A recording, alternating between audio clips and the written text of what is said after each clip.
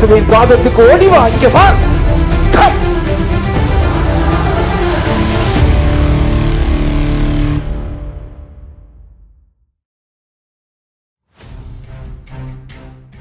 Church के अंदर महिलाओं के ऐसे वीडियो आपने भी बहुत देखे होंगे। ईसाई पादरी घोषित करता है कि अमुक महिला के सिर पर कोई डायन या चुड़ैल का साया है। फिर वो अपने विचित्र तौर तरीकों से डायन को शरीर से बाहर निकालता है। अधिकांश बार ये प्रक्रिया भयानक रूप से हिंसक होती है। कई महिलाओं का पादरियों द्वारा यौन शोषण किया जाता है, उनकी हत्या भी कर दी जाती है। ईसाई मजहब की इस कुप्रथा का नाम है विच हंटिंग, अर्थात डायन या चुड़ैल का शिकार। भारत में आज भी बड़ी संख्या में महिलाएं डायन बताकर मारी जा रही हैं। उन पर आरोप होता है कि वो काला जादू या ब्लैक मैजिक करती हैं। ये सब भारत के उन राज्यों में अधिक हो रहा है जहां ईसाई मिशनरियां बड़ी संख्या में धर्मांतरण कराने में सफल रही हैं।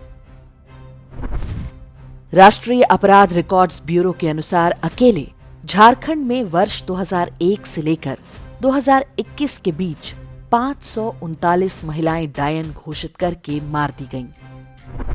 झारखंड में वर्ष 2022 में 26 डायन हत्याएं हुईं। छत्तीसगढ़, मध्य प्रदेश और ओडिशा जैसे राज्यों में भी विच हंटिंग की घटनाएं आज भी सामान्य हैं। डायन हत्याओं का सबसे नया मैदान पंजाब है। चर्च के कदम पड़ने के बाद से यहां भी ऐसी घटनाएं आरंभ हो गई हैं।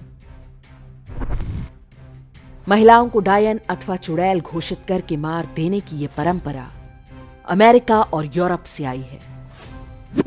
इन हत्याओं का आधार कोई स्थानीय अंधविश्वास नहीं, बल्कि बाइबल है। बाइबल के ओल्ड टेस्टामेंट के अध्याय एक्सोडस के अनुसार, do not let a woman who does evil magic stay alive, put her to death, अर्थात जादू टोना करने वाली स्त्री को जिंदा मत रहने दो, उसे मौत के घाट उतार दो। ईसाई मजहब के अनुसार महिलाओं में प्राण नहीं होते। इसी मानसिकता का परिणाम था कि डायन हत्याओं का सबसे अधिक शिकार महिलाएं ही बनी। वर्ष 1400 से 1782 के बीच यूरोप में 40 से 60 हजार महिलाओं को डायन बताकर मारा गया। जर्मनी इसका सबसे बड़ा केंद्र था, जहां बड़ी संख्या में सार्वजनिक विच ट्रायल्स हुआ करते थे। डायन बताकर मारने के ये सारे के सारे आदेश चर्च की ओर से जारी किए जाते थे।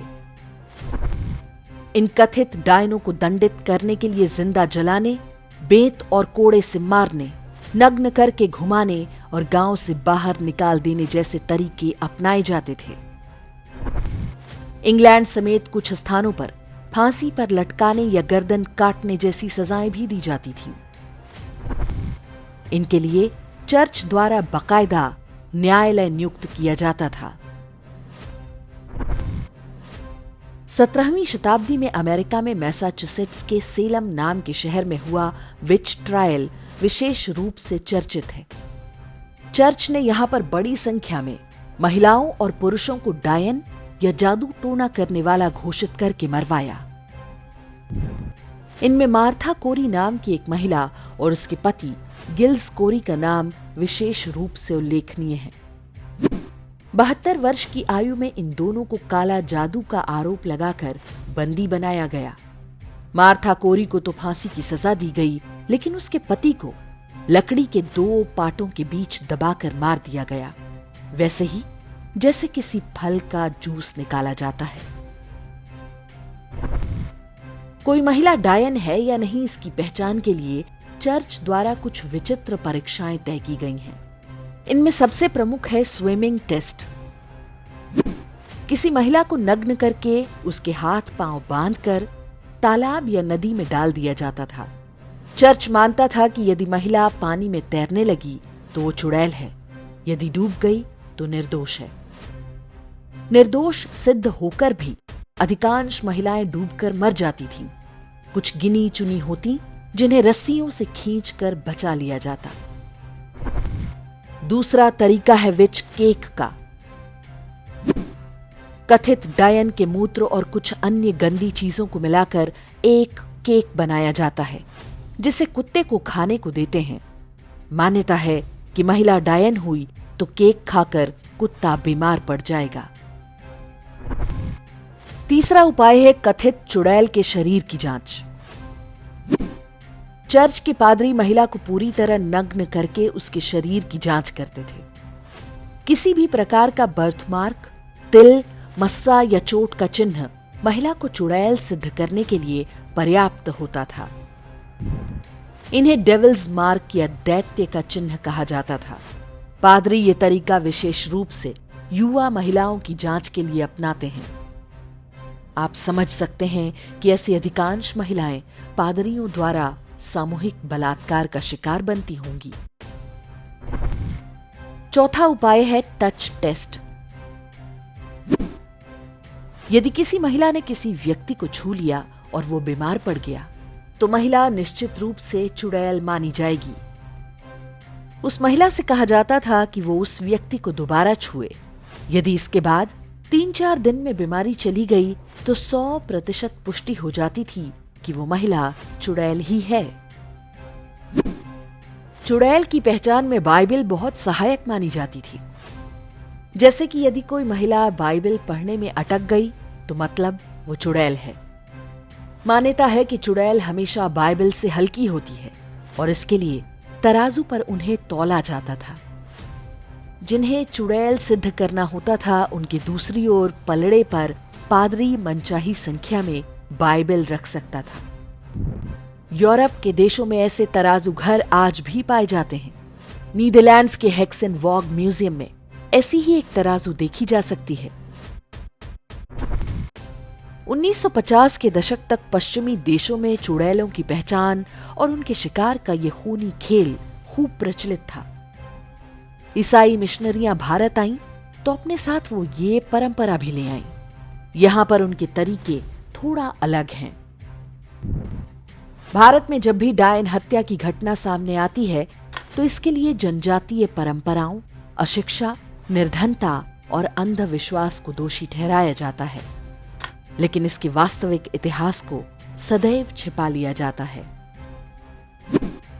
भारत के जनजातीय समाजों में स्त्रियों का स्थान हमेशा बराबरी का रहा है, लेकिन ईसाई धर्मांतरण ने इस पूरे सामाजिक ताने बाने को तोड़ दिया। मिशनरियों के आने के बाद भारत में भी डायन और चुड़ैल हत्याओं की घटनाएं आरंभ हो गईं, जो आज तक जारी हैं। असम में रहने वाली बीरू बाला राभा नाम की महिला ने डायन प्रथा के विरुद्ध जनजागृति पैदा करने का काम किया। उनके योगदान के लिए केंद्र सरकार ने 2021 में उन्हें पद्म पुरस्कार भी दिया था। हिंदू धर्म और बौद्धों के वज्रयान संप्रदाय में डाकिनी की पूजा की जाती है। ये एक तरह की देवी होती हैं। ये झूठ फैलाने के प्रयास भी किए गए कि डाकिनी को ही डायन कहा जाता है। The academic journey of witchcraft studies in India नामक शोध पत्र में शमशेर आलम और आदित्य राज ने स्थापित किया है कि डायन प्रथा भारत में पश्चिम से आई है। यूरोपीय शक्तियों के आगमन से पहले इतिहास में ऐसी कोई घटना नहीं मिलती।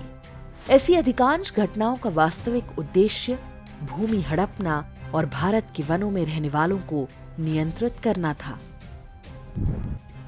अमेरिका, यूरोप से लेकर भारत तक लाखों महिलाएं डायन बताकर मारी जा चुकी हैं, लेकिन आज तक चर्च ने अपने इस अमानवीय कृत्य के लिए कभी क्षमा याचना नहीं की।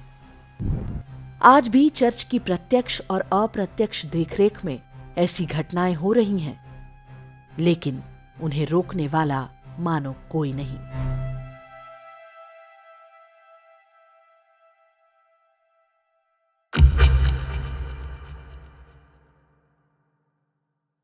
इंडेक्स ऑनलाइन के वीडियो समाज को समर्पित हैं। आप इनको डाउनलोड करके जैसे चाहे वैसे प्रयोग कर सकते हैं। चाहे तो आप हमारे टेलीग्राम चैनल से जुड़ सकते हैं। वहां सारे नए पुराने वीडियो आपको मिल जाएंगे। हमारे सोशल मीडिया लिंक हर वीडियो के डिस्क्रिप्शन में होते हैं। हमारा एकमात्र उद्देश्य हिंदू समाज को जागृत और एकजुट करना है। इसमें सहभागी बने। धन्यवाद।